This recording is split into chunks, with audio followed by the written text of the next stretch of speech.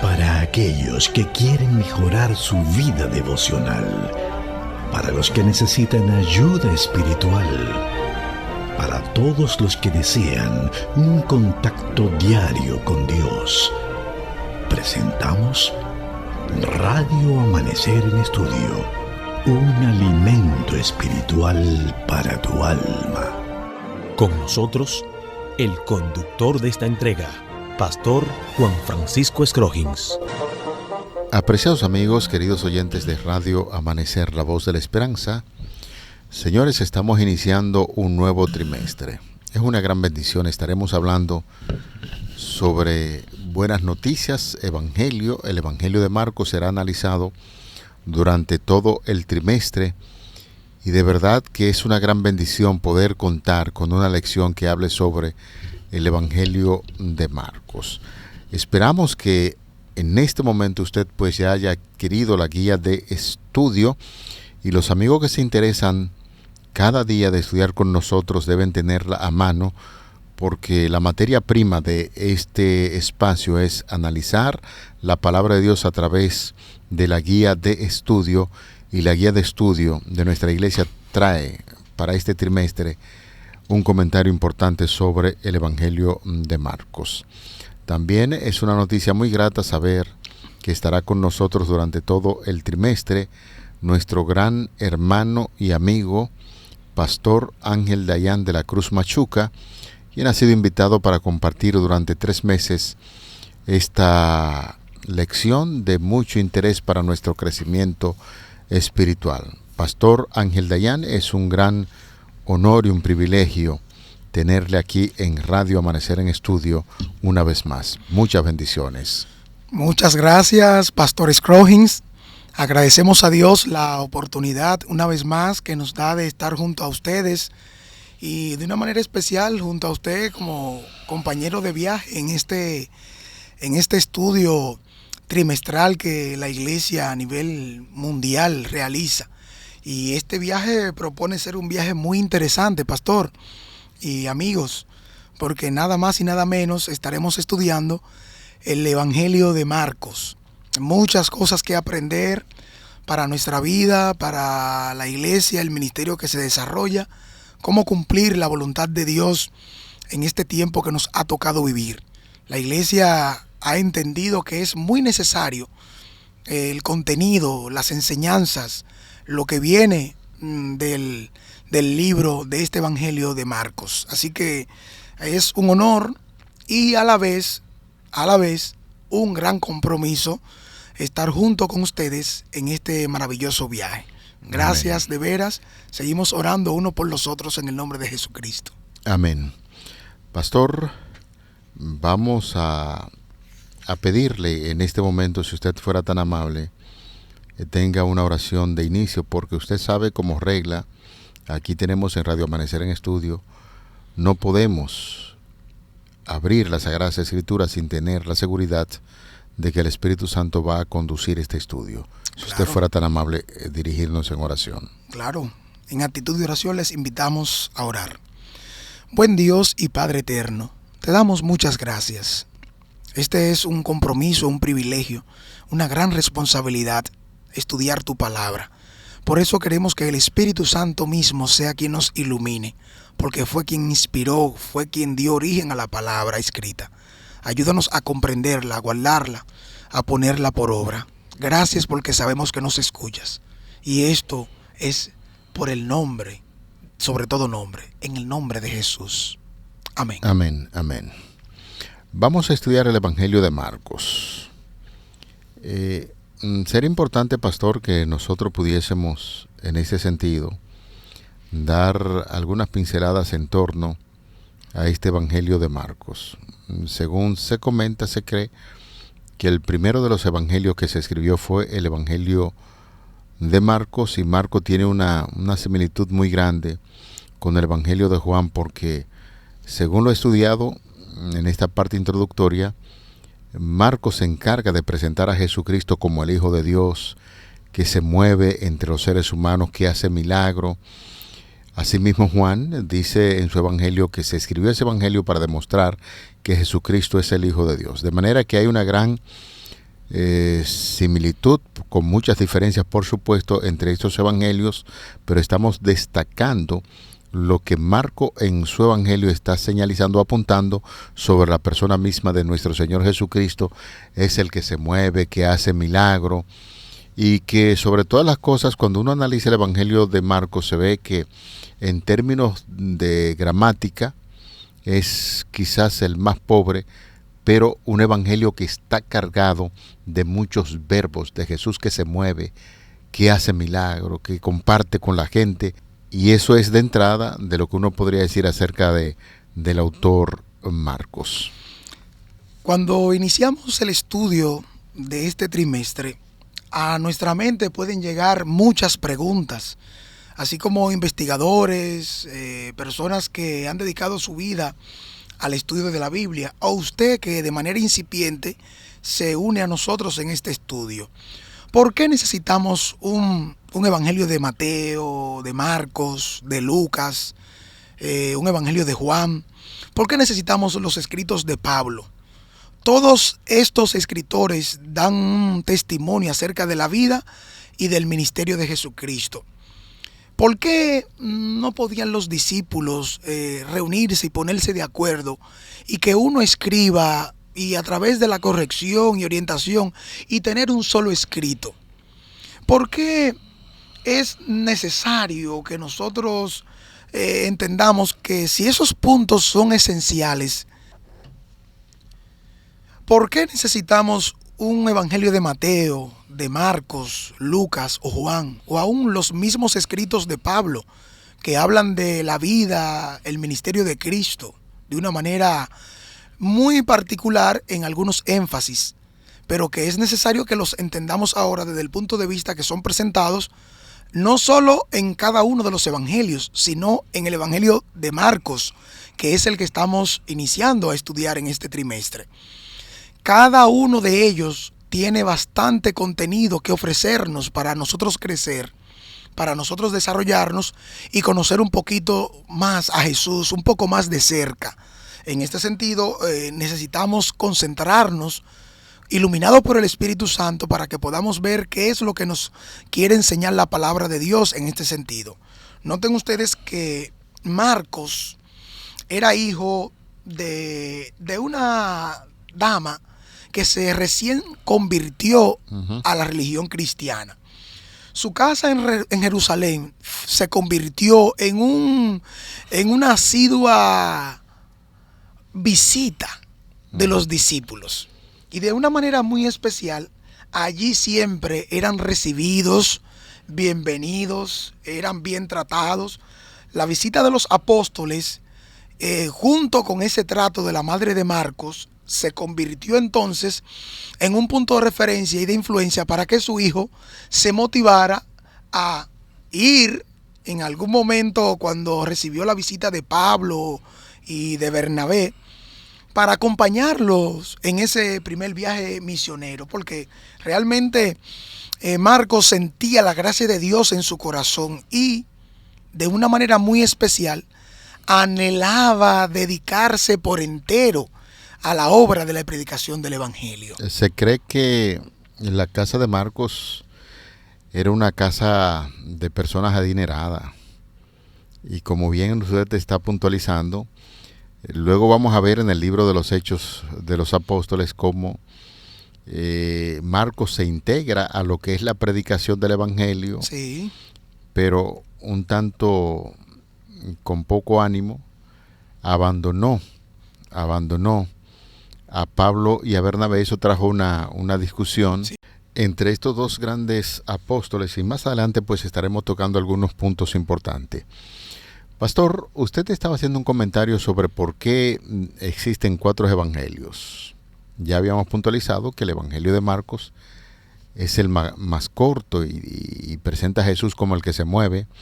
Rápidamente, para información, Mateo escribió para judíos, un maestro, y su evangelio lo escribe para tratar de llegar al corazón de esos judíos. Tenemos de Lucas, es el único escritor del Nuevo Testamento de procedencia gentil, y su evangelio lo enfoca básicamente sobre la labor que Jesús hizo a favor de los gentiles, que la mujer samaritana, etcétera, etcétera. El trato afable que Jesús tenía con los gentiles. Y el evangelio de Juan, pues ya hemos puntualizado, trata de presentar a Jesús como el Hijo de Dios encarnado, el Hijo de Dios que hace milagros, junto con algo coincidencial con Marcos, y eso es lo que estaremos viendo. Yo quisiera leerle algo que va a definir ciertamente por qué Marcos escribe su evangelio.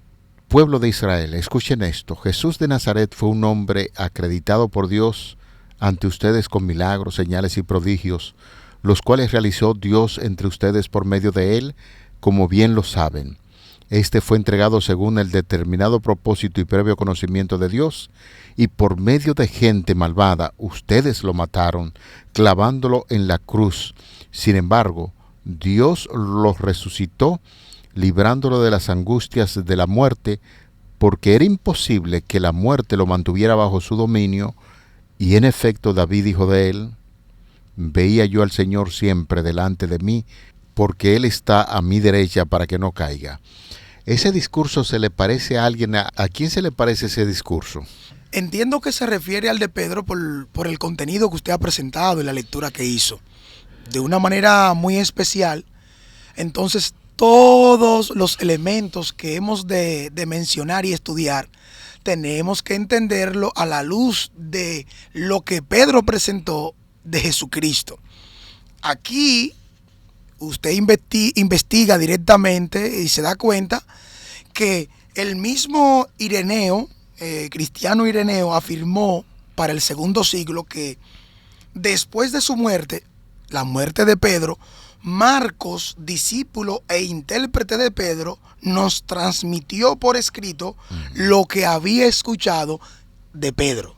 Claro. Entonces, cuando nosotros vemos o leemos, estudiamos el Evangelio de Marcos, debemos entender que no hay duda en relación con que quien escribió el Evangelio fue Marcos, ya que el nombre Marcos era un nombre común para el primer siglo en Roma. Y las atribuciones que se les pueden hacer según la tradición eclesiástica primitiva dicen claramente que el libro de Marcos está vinculado con el apóstol Pedro, precisamente porque Marcos escribió de Jesús directamente por lo que aprendió y recibió de las enseñanzas de Pedro. Efectivamente. Cuando nosotros vemos o buscamos fuentes de dónde se nutrió Marcos, porque un punto muy importante, Marcos no fue testigo ocular. No. Ni Lucas tampoco. Marcos utiliza como fuente primaria las enseñanzas de Pedro. Así es. Por eso quise leerle el discurso de Pedro en Hechos capítulo 2, los versículos del 22 hasta el 24, para que se vea la forma en que Pedro presenta a Jesús haciendo actividades. Y entonces, como ellos se convirtieron en amigos, Marcos y Pedro, pues notó en entrevistas y lo que Pedro enseñaba, de ahí que esa fuente primaria, que siendo Pedro, el Evangelio de Marcos se presenta de esa forma, y son temas que nosotros estaremos viendo de lo que Pedro decía, que los temas que incluye Marcos en su evangelio para hablar acerca de lo que Jesucristo hacía a favor de los seres humanos. Fíjese que en el siglo II, como bien citaba el obispo cristiano Ireneo, en la afirmación que hacía para el siglo II, que bien mencioné hace un momento, es bueno también que entendamos otros elementos que agregan o se complementan con esto que estamos diciendo. Noten que en el siglo IV el historiador Eusebio da más detalles sobre el ministerio de Marcos y cita a Papías del siglo II como una de sus fuentes. Fíjense cómo cita: en cambio, el resplandor de la religión brilló de tal manera sobre las inteligencias de los oyentes de Pedro, que no se quedaban satisfechos con oírlo una sola vez, ni con la enseñanza no escrita de la predicación divina, sino que con toda clase de exhortaciones importunaban a Marcos, de quien se dice que el Evangelio y que era compañero de Pedro, para que les dejase también en memoria escrita doctrina que de viva voz se les habían transmitido, y no dejaron en paz hasta que el hombre lo tuvo acabado. De esta manera se convirtieron en causa de texto del llamado Evangelio de Marcos. Note usted entonces que dice, y dicen que el apóstol, cuando por revelación del Espíritu supo lo que había hecho, se alegró por la buena voluntad de aquellas gentes y aprobó el escrito para ser leído en las iglesias. Clemente cita el hecho en el libro sexto, sus hipótesis, y el obispo de Hierápolis, llamado Papía, lo apoya también con su testimonio. De Marcos hace mención Pedro en su primera carta. Dicen que ésta la compuso en la misma Roma.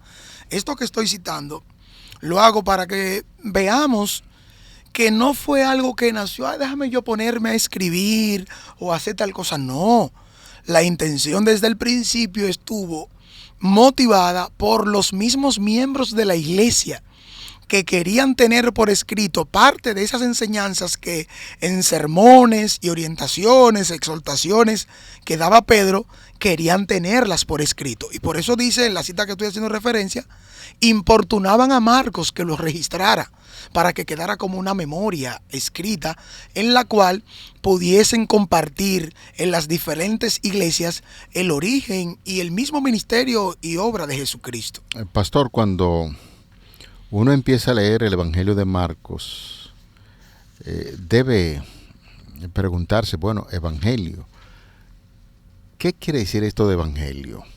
Evangelio es buena noticia, como sabemos, y el título de Evangelio contiene tres palabras que son claves vitales para entender de qué se trata en esta obra. Primero, Evangelio, Cristo e Hijo de Dios.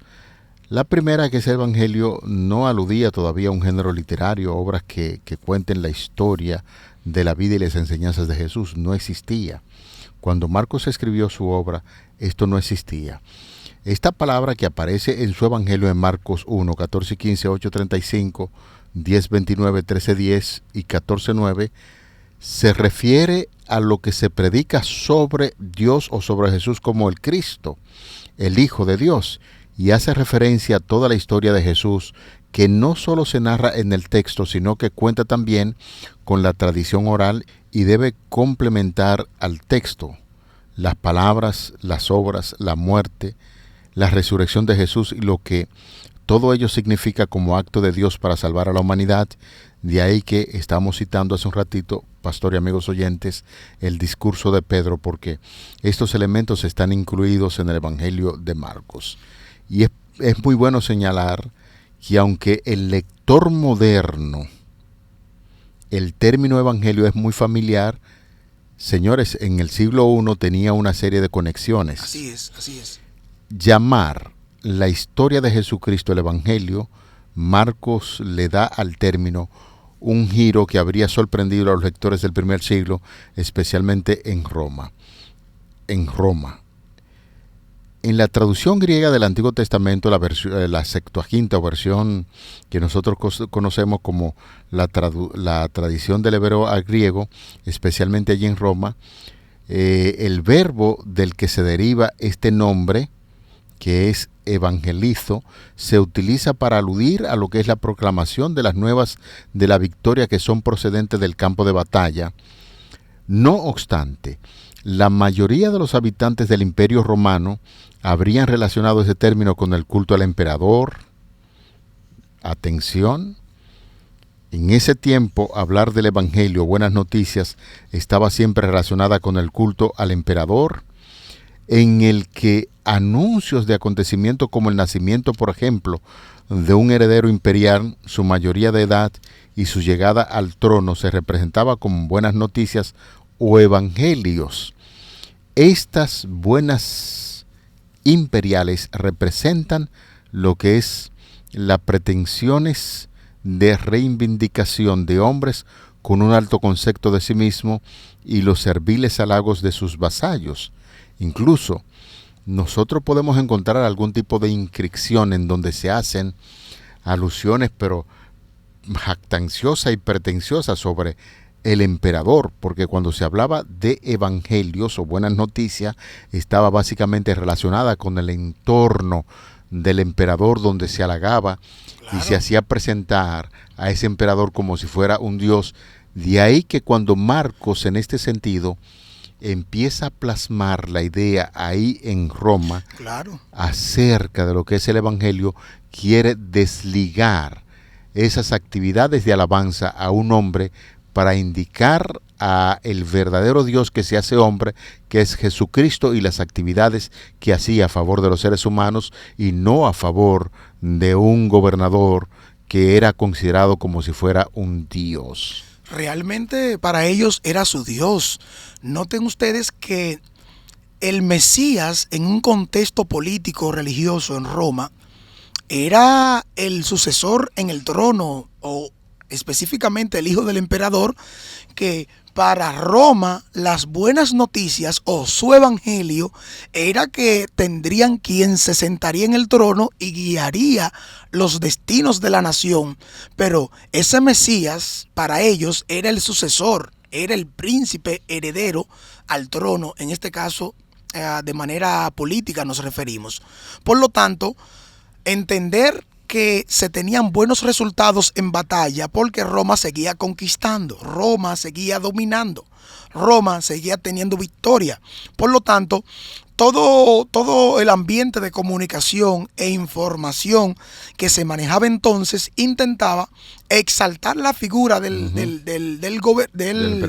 emperador con su evangelio. O sea, sus buenas noticias o buenas nuevas significa que hemos luchado contra el enemigo, hemos obtenido victoria, tenemos un trono seguro. La realidad de nosotros es que dominamos y controlamos. Entonces, ese ambiente es el que toma Marcos y lo ve como propicio, contextualizándolo a Jesús. Por eso vamos a lograr ver acá en el Evangelio de Marcos, capítulo 1, versículo 1, noten ustedes que el principio del Evangelio de Jesucristo, el Hijo de Dios.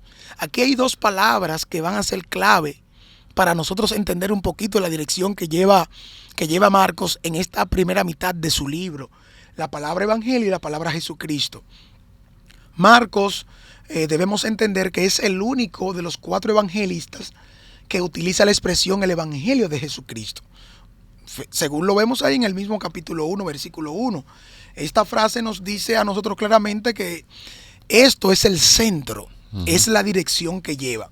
Por eso haríamos bien en este estudio que estamos haciendo, preguntándonos eso, pastor. Esto que usted hace un momento mencionó con respecto al significado, esta parte etimológica, que es importante enfatizarla, nos van a nosotros a dar la base suficiente para que veamos. Fíjese cómo, si se consultan algunos lexicógrafos, vamos a entender esa expresión griega de evangelium, comúnmente es traducida como evangelio.